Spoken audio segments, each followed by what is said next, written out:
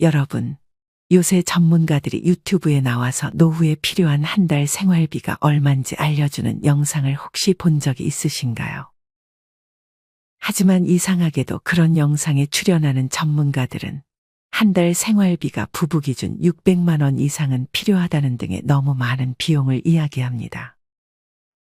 그러면서 이런 영상을 보는 시청자분들에게 불안감을 조성하기도 합니다.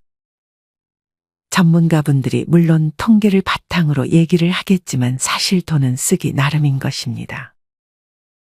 중년 때부터 많이 쓰고 살던 사람은 월 500만 원도 부족하고 소박하게 살던 분들은 월 200도 남는 것입니다. 노후에 한 달 생활비가 600만 원씩 필요하다는 전문가는 부자들을 위한 전문가일 수도 있겠다는 생각이 들었습니다. 해당 영상에 댓글을 단 어떤 분은 둘이 살아도 월 120만 원 정도밖에 쓰지 않는다고 합니다. 방송에 나와서 여행 얘기하며 한 달에 몇백씩 든다고들 말하지만 이분은 놀러 가고 싶을 때마다 가까운 근교의 전철을 타고 가고 시장에서 마트보다 싸게 야채, 두부, 돼지고기 사서 해먹으면 충분하다고 했습니다. 옷도 있는 거 입으면 되고 한강에 매일 운동하러 가고 외식은 거의 안 하면 돈도 모아지고 행복하다고 말씀하셨습니다.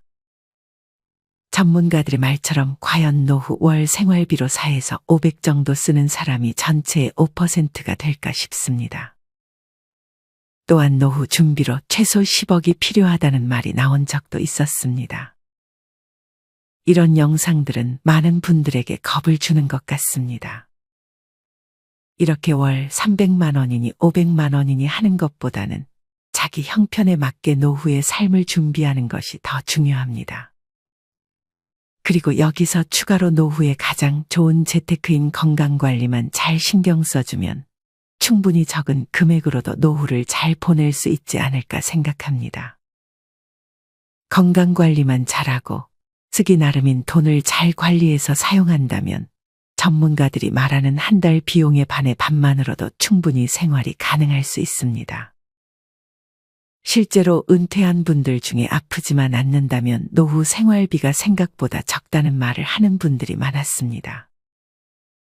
어느 전문가분은 은퇴 생활비로 교육비 융자금 빼고 지금 쓰는 생활비의 2.5배의 생활비가 있어야 한다고 했지만 이게 곧 모든 분들께 정답은 아닌 것 같습니다. 이에 대한 여러분의 생각은 어떠신가요? 노후에 일을 할 수 있으면 물론 좋지만 그렇지 않다면 연금 등 은퇴 후에 들어오는 돈을 잘 고려해서 그에 맞게 생활을 맞춰주는 방향이 좋은 방향인 것 같습니다. 여기 노후 생활비를 마련하기 위해 주택연금을 상담받으러 근처 관할지사로 향하는 70대 최 씨 할머니가 계십니다. 할머니는 5년 전쯤 60 중반이 다 돼서야 내 집 마련을 할 수 있었습니다. 그리고 이제는 그 집을 자식에게 물려주려는 것이 아닌 주택연금을 받기로 결심했습니다. 상담을 받아보니 할머니의 집은 현재 3억 정도 하는 것으로 나왔고 지금의 나이가 70세였기 때문에 한 달에 88만 원 정도를 주택연금으로 받을 수 있었습니다. 할머니는 주택연금을 너무 빨리 받는 것은 오히려 손해를 볼 수 있다는 말을 전해 들었었고 평균 72세의 나이에 주택연금을 받는다는 말에 할머니는 지금이 딱 적기라고 생각했습니다. 주택연금은 집에서 거주하면서 또 연금을 받는다는 점이 할머니에게는 큰 장점으로 다가왔습니다. 어쨌든 한번 살면 평생 이 집에서 살아야 하지만 할머니는 지금 사는 동네가 편하고 만족스러웠기 때문에 이 부분은 큰 문제가 되지 않았습니다. 특히나 걱정했던 것이 주택연금을 신청하면 기초연금이나 국민연금을 받는 것이 줄지 않을까였지만 주택연금은 부채로 계산이 되기 때문에 주택연금을 받더라도 기존에 받던 연금은 그대로 받을 수 있었습니다. 주택연금은 대출로 분류되다 보니 일반 연금들과는 달리 내게 수입으로 잡히지 않기 때문에 매달 받는 것이더라도 연금을 받거나 더 나아가 건보료를 산정할 때도 불이익을 당할 걱정을 하지 않아도 된다는 점도 아주 좋게 생각이 되었습니다. 주택연금에도 종류가 다양했지만 할머니는 일반 주택연금, 그리고 정액형을 선택했습니다. 물론 이렇게 하면 아파트 가격이 오를 때 받을 수 있는 연금이 늘거나 물가가 많이 올랐을 때 그만큼 오르는 것도 아니었지만 할머니는 그냥 일정하게 돈을 받는 것을 원했습니다. 주택연금을 해약할 때는 손해가 있었기 때문에 할머니는 평생 주택연금을 받으며 이 집에서 지내기를 희망했습니다. 할머니는 사실 몇 년 전까지만 해도 집이 있으면 자식들 중 한 명에게 물려주는 것을 당연하게 생각했습니다. 할머니에게는 어떤 심경의 변화가 있었을까요? 최 씨 할머니는 어린 시절 농사를 짓는 집에서 태어났습니다. 큰 분홍은 아니었지만 그래도 마당 한 모퉁이에 노젓가리를 쌓아놓을 만큼 남부러워할 큰 땅이 있었습니다.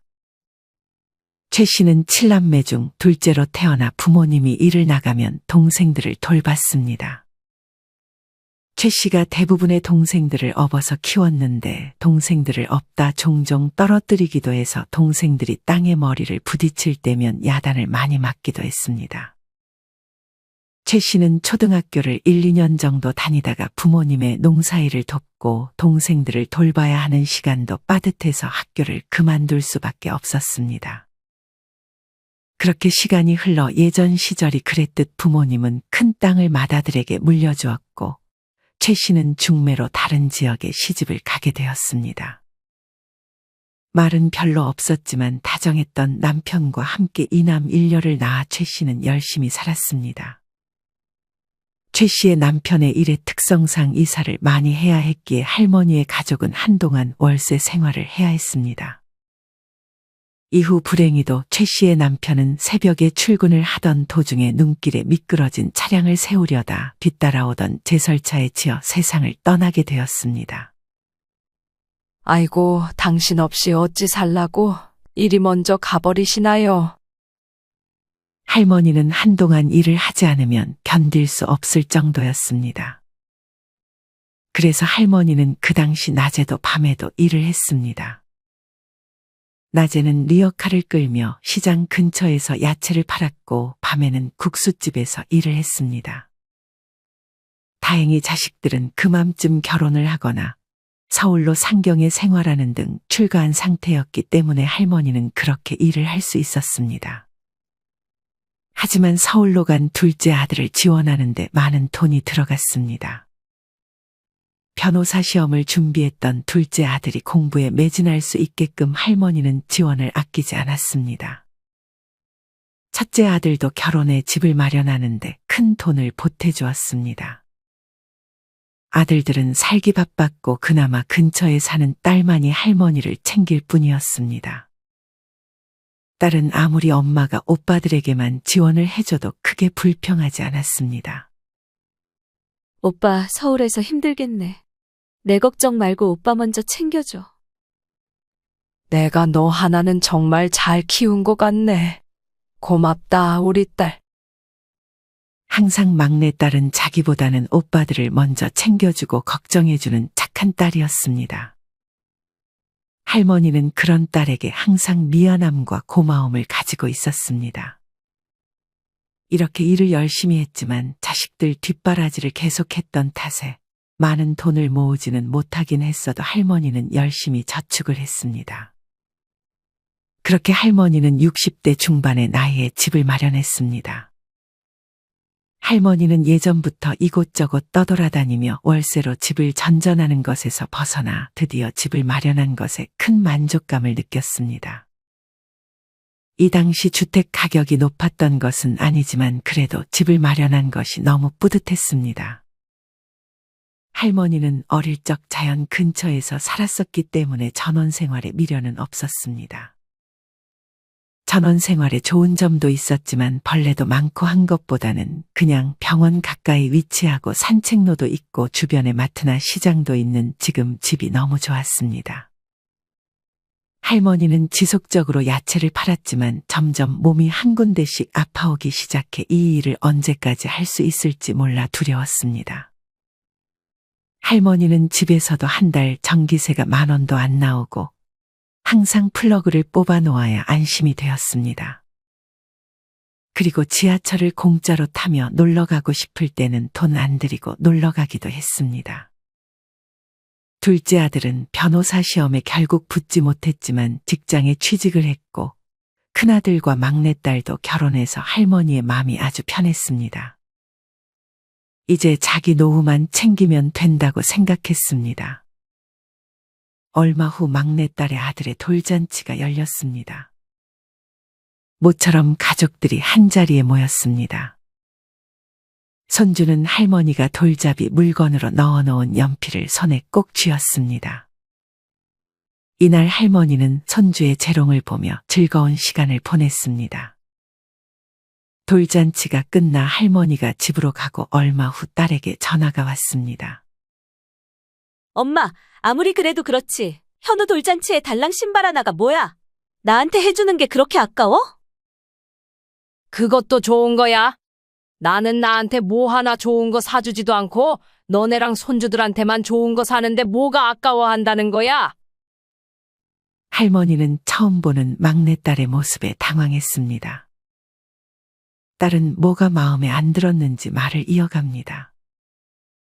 그리고 지난번에 우주 용돈으로 10,000원 꼴랑 준 건 뭔데? 애기가 뭐 그렇게 돈 쓸 게 있다고 애초에 간식 사 먹으라고 준 거다. 그럼 용돈으로 대체 얼마를 줘야 하는 건데? 할머니는 사실 예전에 큰아들의 자식들에게는 용돈을 두둑히 챙겨줬지만 지금은 할머니도 일을 언제까지 할지 모르고 자식에게 용돈 받는 생활을 하기 싫었기에 손주들에게 주는 용돈을 조금 줄인 것이었습니다. 얘, 이제 애미도 일 언제까지 할지 모르고 너네한테 손 벌리기 싫어서 조금 아껴보려는데 이해해줬으면 싶다. 다른 분이 풀리지 않았는지 대답도 하지 않은 채 전화를 끊었습니다. 항상 양보를 해줬던 딸이었기에 할머니는 이해가 가지 않았습니다. 사실 딸은 그간 쌓여왔던 것입니다. 자신이 딸이고 막내라는 이유로 항상 가장 나중에 챙김을 받는다는 느낌을 받아왔고 딸도 사람인지라 그것이 쌓여왔던 것이었습니다. 하지만 딸에게 아들 둘만큼 해주진 못해줬어도 딸이 결혼할 때 큰아들만큼 돈을 지원해 주었기에 할머니는 더욱 딸의 이런 반응을 받아들이기 힘들었습니다. 이후 작은 아들도 이제 곧 결혼을 하겠다는 말을 할머니에게 전했습니다. 엄마, 나 이번에 결혼할 사람 만나는데 집은 그쪽에서 해주겠대. 혼수라도 내가 해야 할 것 같은데 내가 직장 다닌 지 얼마 안 됐잖아. 다들 짝이라도 한 것처럼 큰 아들도 전화가 와서 엄마, 아무래도 우리 창현이 데리고 미국에서 살까 하는데 당장 내가 거기서 바로 직장을 얻을 수 있는 게 아니라서 조금만 도와줄 수 있어? 할머니는 풀이 죽은 듯 답했습니다. 생각해 보마. 부모 노릇은 눈 감기 전까지라더니 자식들은 나이가 들어도 아직 어린애 마냥 할머니에게 기대는 버릇이 있었습니다. 자식들의 부탁이라면 뭐든 들어줬던 할머니는 그간 자신의 행동을 후회했습니다. 할머니는 자식들의 부탁은 뭐든 들어줬었습니다. 그냥 그때는 할머니도 그렇게 하는 것이 좋았습니다.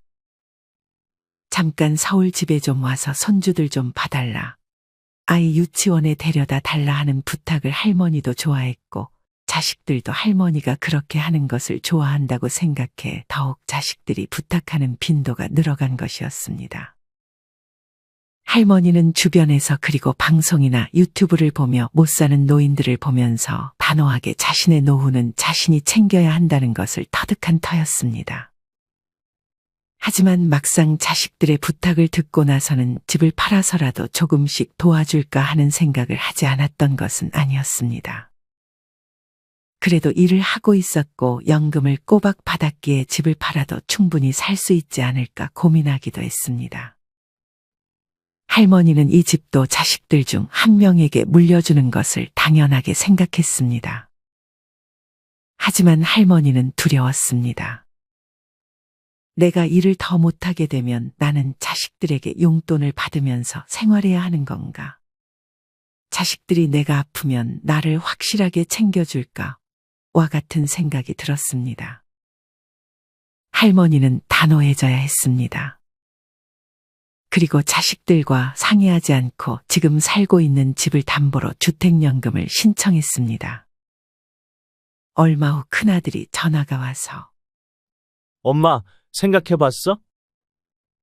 아무래도 앞으로는 금전적으로 도와주기는 힘들 것 같구나. 뭐라고? 생각해본다며? 지금 비자랑 다 준비했는데 뭐야? 그래, 생각해본다고 했지 누가 해준다고 그랬냐? 그리고 너한테 제일 많이 해줬는데 왜 너까지 불만인 건데?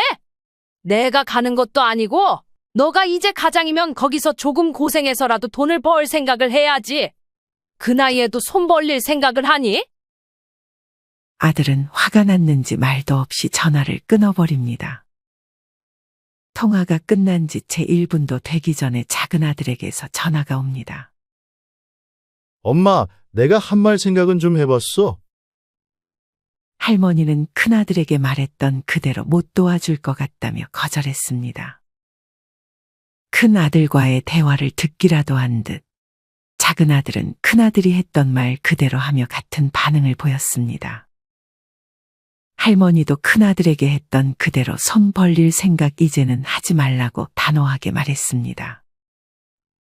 뒤늦게 할머니가 집을 담보로 해서 주택연금으로 돌렸다는 사실을 알게 된 딸도 전화가 와 엄마, 집을 주택연금으로 돌렸어? 내가 오빠들을 위해 희생한 게 얼만데? 양심 있으면 그 집은 놔줘야지. 이제 엄마한테 연락할 생각 없으니까 손주 볼 생각도 하지 마. 딸은 아직도 자신이 받은 게 적다는 걸로 분이 풀리지 않았는지 손주를 가지고 협박을 하며 할머니에게 소리쳤습니다. 할머니도 다 필요 없고 연락할 생각 이제 하나도 없어졌다며 단호하게 말했습니다. 너 결혼할 때 내가 보태준 건 대체 뭐냐? 그리고 손주 봐달라고 할 때마다 너네 집까지 찾아가면서 봐줬는데 해준 게 뭐가 부족해서 큰 소리야? 할머니는 이후에도 걸려온 자식들의 말에 절대 흔들리지 않고 들어오는 돈에 맞춰 생활했습니다. 할머니는 자식들에게 자신의 재산에 대해 다 설명했고 도와줄 수 없다는 상황까지 하나씩 설명했습니다. 재산을 알려주고 자식들이 더 이상 할머니에게 찾아오지 않는다고 해도 상관없었습니다. 차라리 잘 됐다고 생각했습니다. 돈 때문에 잘해주는 자식들은 필요 없다고 느낀 할머니였습니다. 하지만 자식들은 이제 금전적으로 안 되니까 뭐라도 뽑아먹으려는지 할머니에게 부탁하는 것이 점점 늘어갔습니다. 큰아들은 미국 이민을 포기하고 할머니에게 자기 부부가 맞벌이하니 서울로 올라와 손주들을 좀 케어해 줄 수 있겠냐고 물었습니다. 주택연금 해지하면 큰 돈을 내야 된다고 하니 그 돈은 자기가 내줄 테니 그 집 팔고 같이 살자는 제안을 했습니다.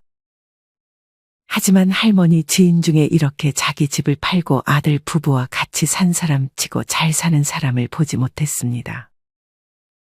대부분 아들 부부 눈치보다 요양원에 들어간 얘기는 흔치 않게 들어볼 수 있었습니다. 할머니는 큰아들의 부탁을 거절했습니다. 그러자 큰아들은 엄마 왜 이렇게 내 부탁을 안 들어줘? 이미 내 와이프한테 다 말했다고. 너는 이 엄마를 부하라고 생각하는 거냐? 결정은 니네가 하고 나한테 통보하는 거야. 이제 예전처럼 니네 부탁 다 들어주지 않을 거니까 이런 부탁할 거면 전화하지 마라. 이후 딸도 필요할 때만 연락 와 자기 대신 손주 병원 좀 데려다 줄 수 있냐는 부탁을 자주 했고 그럴 때마다 병원비를 할머니에게 주지도 묻지도 않으면서 은근히 할머니가 받는 연금을 자기 생활비로 대체하는 모습을 보였습니다. 재산 받을 게 없으니까 할머니에게 뭐라도 뽑아먹으려는 자식들이 참으로 괘씸했습니다. 이후로는 그런 부탁이 있어도 할머니는 몸이 안 좋다는 핑계를 대며 거절했습니다. 자식들은 할머니의 거절이 뭐가 그렇게 분했는지 부탁을 안 들어줄 때마다 다른 사람이 되어 할머니에게 신경질을 냈습니다. 하지만 할머니는 이제라도 이렇게 해야 한다고 생각했습니다. 이렇게 자식들 말 다 들어주다가는 할머니의 인생을 사는 것이 아닌 자식들에게서 영원히 벗어나지 못한 삶을 살 것만 같은 두려움을 느꼈습니다. 할머니는 이후로 자식들의 연락을 잘 받지 않았습니다. 자식들과 연이 끊어지는 한이 있더라도 손주들을 못 보더라도 이제는 자신의 삶을 살고 싶었습니다. 할머니는 주택연금과 기초연금으로 이제는 더 이상 일을 안 해도 아끼고 살면 괜찮았습니다. 그리고 아플 것을 대비해 아주 조금씩 저축을 하며 이제는 자기가 하고 싶은 것들을 하면서 인생을 살기로 다짐했습니다. 할머니는 예전에 초등학교를 2년밖에 다니지 못한 것에 한이 있었습니다. 할머니는 복지회관에 들어가 글쓰기 수업을 받았습니다. 서툰 글씨를 한자 한자 써가며 초등학생보다도 삐뚤빼뚤한 글씨지만 배우는 것에 큰 재미를 느꼈습니다. 할머니는 사실 노래 부르는 것을 가장 좋아했습니다. 혼자 집에서 밥을 해먹을 때도 집안일을 할 때도 할머니는 항상 흥얼거렸습니다. 할머니가 가장 좋아하는 노래는 가수 주현미의 최고의 사랑입니다. 할머니는 노래도 잘 부르고 싶어 취미 보컬 시니어반에도 들어갔습니다. 할머니는 이렇게 자식들에게서 벗어나 이제는 자신이 좋아하는 것들을 하루하루 즐기며 행복한 노후를 보내고 있습니다. 자식들이 연락이 안 올 때면 가끔 서운하긴 하지만 할머니는 그래도 자식들에게 굳이 먼저 연락하지 않습니다. 자식들에게 해줄 것 다 해줬고 자식들을 위해 긴 인생 살아왔기 때문에 할머니는 그렇게 남은 인생 할머니 자신을 위하며 즐기고 있습니다. 여러분은 이런 최씨 할머니를 보며 어떤 생각이 드시나요? 많은 노인분들이 자식들이 집에 방문할 때나 귀여운 손주들을 볼 때가 가장 즐거운 낙이라고 생각합니다. 그래서 자식들에게 금전적으로 지원해주고 나중에 나를 케어해줄까 의심하면서도 자식들에게 내가 가진 전부를 주기도 합니다. 하지만 인생 말년에는 자식에게 줄 여유가 있어도 눈 감기 전까지는 그 돈을 손에 꼭 붙들고 있어야 합니다. 말년에는 내가 가지고 있는 것을 잘 지키고 자식들에게 손 벌리지 않으며 건강관리를 소홀히 하지 않고 내가 가진 취미를 잘 즐기며 생활하는 것이 가장 좋은 노후의 삶이 아닐까 생각합니다. 여러분이 생각하는 좋은 노후는 어떤 모습인가요? 여러분이 희망하는 노후의 모습을 댓글로 남겨주세요. 이상으로 오늘의 영상을 마치겠습니다. 우리 모든 구독자분들의 행복한 여생을 응원합니다. 다음에 더 좋은 내용으로 찾아뵙겠습니다. 감사합니다.